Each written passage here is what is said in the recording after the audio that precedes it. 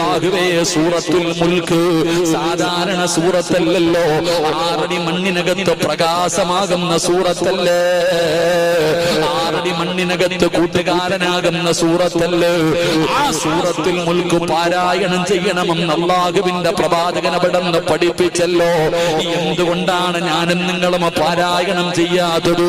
സൂറത്തു യാസീൻ ഓതണമല്ലോ.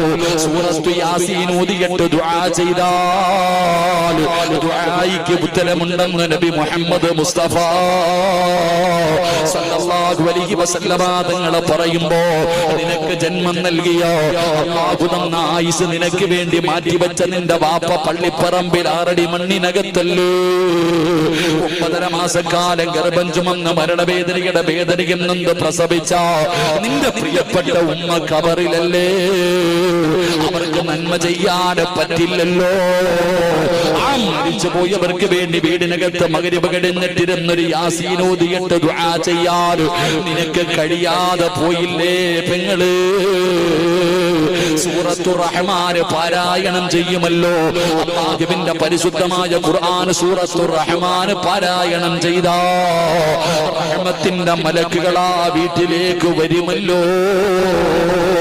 അല്ലാഹുവിന്റെ മലക്കുകളുടെ സാന്നിധ്യം ഉണ്ടാകുമല്ലോ. എന്തുകൊണ്ടാ ചിന്തിക്കാത്തത്? എന്തുകൊണ്ടാ ചിന്തിക്കാത്തത്?